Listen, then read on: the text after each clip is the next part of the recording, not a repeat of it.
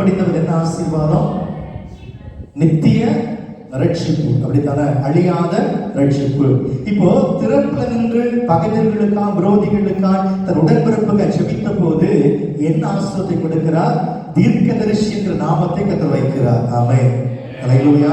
மூன்றாவதாய் ஆபிரகாமுடைய தேவைகளை தேவன் சந்திப்பதற்கு இன்னொரு காரணம். ஆதியாகமத்தின் புஸ்தகம் 22வது அதிகாரம் 1வது வசனத்தை வாசிக்கலாம். இந்த காரியங்கள் நடந்த பின்பு தேவன் ஆபிரகாமை சோதித்தார். ஆமென் சொல்லுங்க. என்ன செய்தாரா? அப்போ தேவன் ஆபிரகாமை சோதித்தார் என்று வேதம் சொல்லுகிறது. நான் சொல்லுவேன், ஆபிரகாம் சோதனைகளை சகித்த மனிதன். ஆமென், அல்லேலூயா, அல்லேலூயா. அப்ப ஆபிரகாம் உயர்த்தப்பட்டது சாதாரணப்பட்ட விஷயம் அல்ல. அவர் சோதனைகளை சகித்த மனிதனா இருந்தபடியினால் கர்த்தர் ஆபிரகாமுடைய தேவைகளை பார்த்து கொண்டார். நம்ம வாழ்க்கையிலையும் நீங்கள் என்ன செய்யணும்? சோதனைகளை சகிக்க கற்றுக்கொள்ள வேண்டும் என்றுதான் ஆபிரகாமின் மூலமா கர்த்தர் பேசுகிறார். பல ஆண்டுகளுக்கு பிற்பாடு, அது குறைஞ்சபட்சம் 25 ஆண்டுகளுக்கு பிற்பாடு வாக்குத்தத்தத்தின்படி கிடைக்கப்பட்ட மனிதன் யாரு? ஈசாக்கு, அப்படித்தானே? அந்த ஈசாக்கை குறித்து தான் ஆண்டவர் சொல்லுகிறார், நீ அவன் எனக்கு என்ன செய்? பலியிட வேண்டாதான் சோதனை. அவன் போ கேட்டானா, ஆண்டவரே ஒத்த பிள்ளைகளவா இருக்குது, ஒரு வாக்குத்தத்தம் ஆகாயத்து நட்சத்திரங்களை போலவும் கடற்கரை மணலை போல பெருக்க பண்ணுவேன்னு சொன்னீங்க, இருந்த ஒன்னை நீங்க எடுக்கிறீங்களே, இரக்கம் இல்லையான்னு கேட்டாரா? இல்லவே இல்லை. தனக்குண்டான சோதனையை அவர் சகித்தார். ஆமென், அல்லேலூயா, அல்லேலூயா. அவன் சோதனை சகித்ததினாலதான் அவருக்கான எல்லாவற்றையும் தேவன் பார்த்து கொண்டார். ஆமென். உங்களுக்கு வருகிற சோதனைகளை நீங்க சகிக்க கொஞ்சம் கற்றுக்கொள்ள வேண்டும். ஏன் எதற்காக என்ன செய்யாதீங்க, கேட்காதீங்க.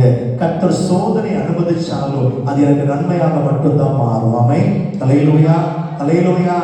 அப்போஸ்தலனாகிய பவுலும் சீலாவும் கடந்து போன போது இயேசுவின் நாமத்தை அறிவிக்க கூடாது என்பதற்காக அவன் சிறைச்சாலையிலே தொழுமரத்துல கட்டி வச்சு அடிச்சாங்களே, அந்த சோதனை 2 பேரும் சகிச்சாங்கல்ல. ஆமென், அல்லேலூயா. அதை சகித்ததா என்ன நடந்துச்சு?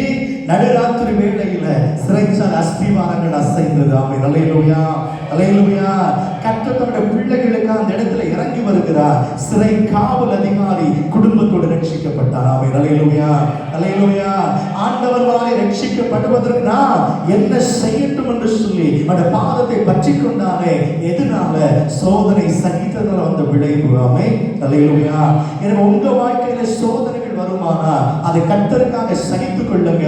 என் வாழ்க்கையில் வருகிற சோதனை கூட எனக்கு நன்மையாக மட்டும்தான் முடியும். அதை செய்வது என் தேவனால மட்டும்தான் முடியும். ஆமென், அல்லேலூயா. இந்த காலவேளையில பலவித சோதனைகளினால துவண்டு போய் இருந்தாலும் கர்த்தர் பேசுகிறார், உன் வாழ்க்கையில நடக்கிறது எல்லாமே நன்மைக்காக மட்டும்தான் நடக்கும். பிரைஸ் தி லார்ட், அல்லேலூயா, அல்லேலூயா. ஆமென். அந்த பக்தர் ஒரு மலையாள பாடல் அடிக்கடி பாடுகிற ஒரு பாடல். ஏரி தீயில் வீணாலும் அவிடே நான் ஏறலாம், ஏரி தீயில் வீணாலும் அவிடே நான் ஏறலாம், விழுந்ததோ தீயிலெல்லாம் இயேசுவின் கரங்களிலாம், விழுந்ததோ தீயிலெல்லாம் இயேசுவின் கரங்களிலாம். பரீட்சை என்ற தெய்வம் அனுமதிச்சால் பரிகாரம் நீடித்தாய் கருணித்துண்டு சொல்லுங்க. பரீட்சை என்ற தெய்வம் அனுமதிச்சால் பரிகாரம் நீடித்தாய் கருணித்துண்டு. எந்திரின்னு சோதிக்கில்லடா, எந்த நன்மைக்காயும் நன்மையும்னுடா,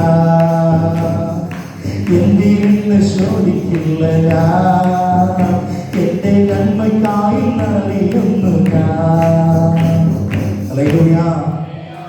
எரிகிற தீயில விழுந்தா கூட ஏன் ஆண்டவரை எதுக்கு ஆண்டவர் கேட்கவே மாட்டேன். ஏன்னா எனக்கு தெரியும் நான் விழுகிறது தீயில் இல்லை, இயேசுவுடைய கைகளில். ஆமென். அல்லேலூயா, அல்லேலூயா.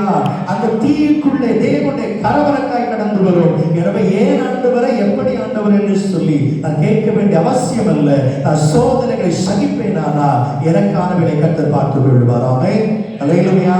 தீச்சூழலில் விழுந்தவர்களை தீ பற்றி பிடிக்காதபடி கர்த்தர் பாதுகாத்தாரா இல்லையா?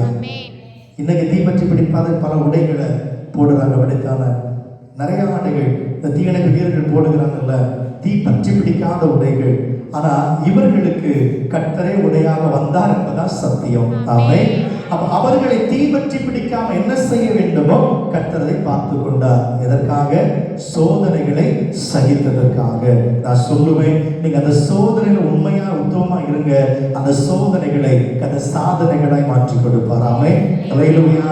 வாசித்து பார்ப்போம். யாக்கோபின் நிருபம் 1 அதிகாரம் அதனுடைய 12வது வசனம். யாக்கோபு 1:12 வாசிக்கலாம். சோதனை சகிக்கிற மனுஷன் பாக்கியவான். சோதனை சகிக்கிற மனுஷன் பாக்கியவான். அவன் உத்தமன் என்று விளங்கின பின்பு. அவன் உத்தமன் என்று விளங்கின பின்பு. கர்த்தர் தம்மிடத்தில் அன்பு கூறுகிறவர்களுக்கு. கர்த்தர் தம்மிடத்தில் அன்பு கூறுகிறவர்களுக்கு. வாக்குத்தத்தம் பண்ணின ஜீவகிரீடத்தை பெறுவான். ஜீவகிரீடத்தை கொடுப்பார். கரங்களை தட்டி பிரைஸ் சொல்லார். அல்லேலூயா, அல்லேலூயா. சோதனை சகிக்கிற மனிதன் முதல் ஆசீர்வாதம் பாக்கியவான்கள். ஆமென். அல்லேலூயா. சோதனை சகிச்ச நீங்க யாரு?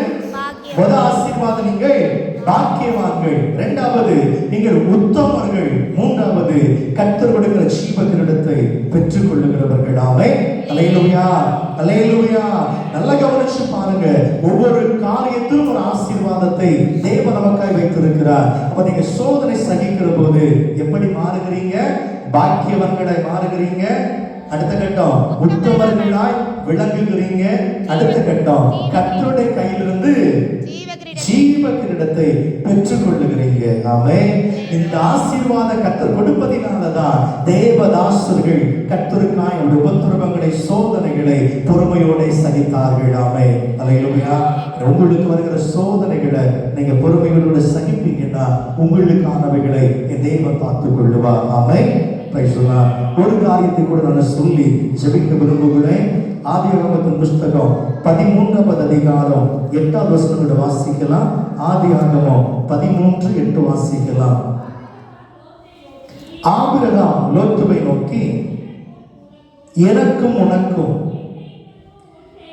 என்மை பெருக்கும் உண்மை பெருக்கும் வாக்குவாதம் வேண்டாம், நான் சகோதரர். அமை சொல்லுங்க. அல்லேலூயா.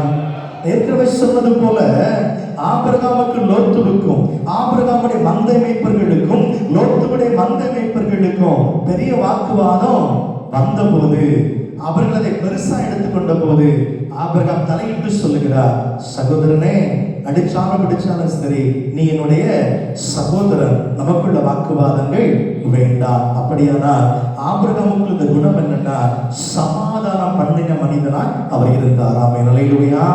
சமாதானத்தை விரும்புகிறவராய் இருந்தார், விட்டு கொடுக்கிறவராய் இருந்தார். ஆமென். அல்லேலூயா.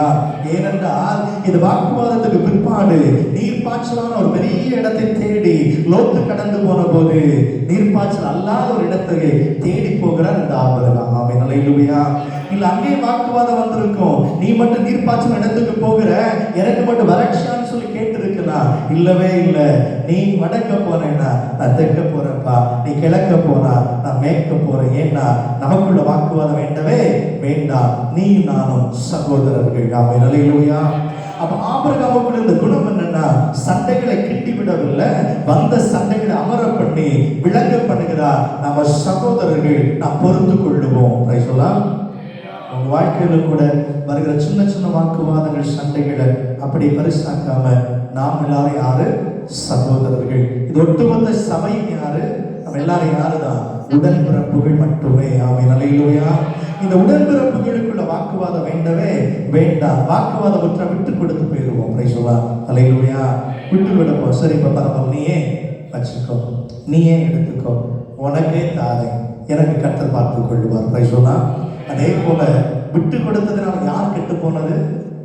சமாதானம் பண்ணினால ஆபிரகாம் என்ன கோடை என்று சொல்லி வேதம் அழைக்கிறதா? இல்ல.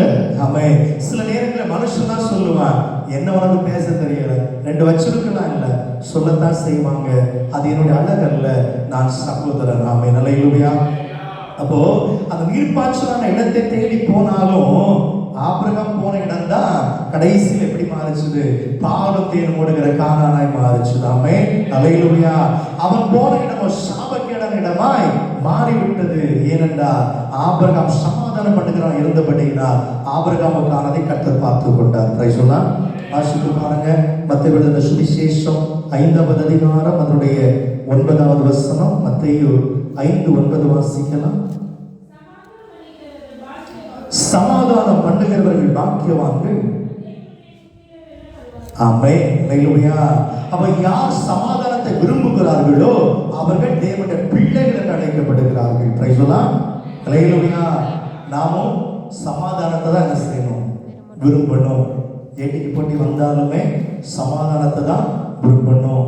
நம்மளால ஒரு சண்டை வேண்டவே வேண்டாம். விட்டு விட தூர போயிடுவோம். உலகம் கோலைன்னு சொல்லட்டும், தெரியாதவன்னு சொல்லட்டும், பயந்தாங்கோலின்னு சொல்லட்டும், கவலையே இல்லை.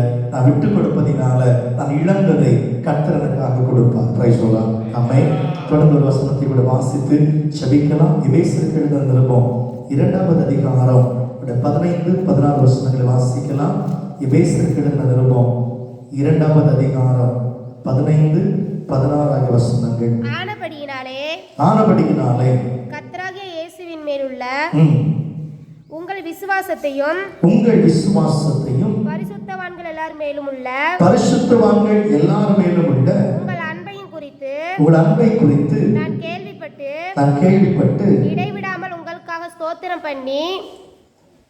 எபேசியர் 2:15 சட்ட திட்டங்களாகிய நியாயப்பிரமாணத்தை தம்முடைய மாம்சத்தினாலே ஒழித்து இருதரத்தாரை தமக்குள்ளாக ஒரே புதிய மனுஷனாய் சிருஷ்டித்து இப்படி சமாதானம் பண்ணி பகையை சிலுவையினால் கொன்று அதனால இருதரத்தாரை ஒரே சரீரமாக தேவனுக்கு ஒப்புரவாக்கினார். ஆமென்.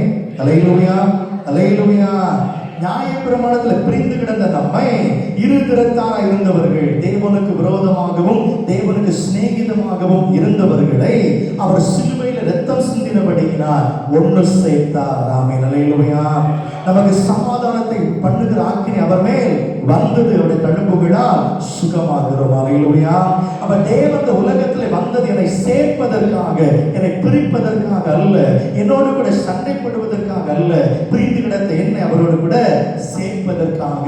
நீங்களும் நானும் சமாதானத்தை விரும்புவோமானால், விட்டு கொடுத்து கடந்து போவோமானால் நிச்சயமாய் தேவனுடைய பிள்ளைகள் என்று அழைக்கப்படுவோம். ஆமென். அல்லேலூயா. இந்த வரிசையை அப்படியே ஒண்ணா சொல்லி கொண்டு வருவோம். முதலாவது, ஆபிரகாமுடைய தேவைகளை கர்த்தர் பார்த்துக் கொள்ள என்ன காரணம்? ஆபிரகாம் கீழ்ப்படிதல் உள்ள மனிதனாய் இருந்தார். கீழ்ப்படிப்பது என்ன கிடைக்கிறது? நித்திய ரட்சிப்பு உண்டாகிறது. இரண்டாவது, ஆபிரகாம் நல்ல ஒரு ஜெப வீரராக இருந்தார். ஜெபிப்பதனால் என்ன வந்துச்சு? அவர் தீர்க்கதரிசி என்று அழைக்கப்பட்டார். மூன்றாவது, அவர் சோதனைகளை சகித்த மனிதனாய் இருந்தார். அதனால அவர் வாக்கியமானாய் மாறினார், உத்தமனாய் மாறினார், ஜீவக்கிரீடத்தை பெறுகிறவனாய் மாறினார். அடுத்தபடியால் அவர் சமாதானத்தை விரும்பின மனிதனாய் வாழ்ந்தபடியினால் என்ன ஆசீர்வாதம்? தேவனுடைய பிள்ளை என்கிற ஆசீர்வாதத்தை பெற்றுக்கொண்டார். இந்த கால வேளையில கேட்டுக்கொண்டிருக்கிறதே சொன்னமே, உனக்கானவைகளை சந்திப்பதற்கு இயேசு போதுமானவர். எல்லாவற்றையும் சொல்லும் போது வராத எதுவுமே அதுல இல்ல. எல்லாவற்றையும் சந்திக்க இயேசு போதுமானவர். நாம செய்ய வேண்டிய சில காரியங்களை ஒழுங்குகிறவமாய் செய்வோமானால் அது ஆசீர்வாதமாக இருக்கும். அல்லேலூயா. இந்த கால வேளையில கர்த்தருடைய வார்த்தைக்கு கீழ்ப்படிவோம். ஆராதனைகளில அழகு பெறுவதை விட்டு கீழ்ப்படிந்து அப்புறம் ஆராதிப்பதை தெரிந்து கொள்ளுவோம். நமக்காக மட்டுமல்ல, பிரிந்து கிடக்கிற பிள்ளைகளுக்காய், குடும்பங்களுக்காய், அழிகிற ஜனங்களுக்காய், தேசங்களுக்காய், விரோதிகளுக்காகவும் செபத்துல தாங்குவோம். சோதனைகள் வரும்போது ஏன் இருக்குன்னு கேட்காம அதை சகிப்போம். நான் பொன்னாக விளங்குவேன். சோதனை அதை நடத்துவார் என்ற நிச்சயம் நமக்குள்ள உண்டாகட்டும். சமாதானத்தை தேடுங்க, அதை விரும்புங்க. அவருடைய பிள்ளைகளாய் அழைக்கப்படுங்க. அல்லேலூயா. இந்த வார்த்தை தேவன் நம்மோடு கூட பேசுவாராக. ஆமென். ஜெபிப்போம் எல்லாரும்.